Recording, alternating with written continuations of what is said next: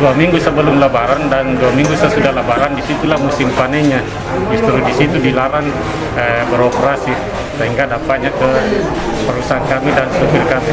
Kira-kira ini hampir sekitar 60%. Tadinya mobil kami beroperasi sebelum pandemi itu ada sekitar 12-13 bus. Setelah pandemi ini main 7-8 tiap harinya. Jadi ada 60% penurunannya. ya. Terima kasih Pak.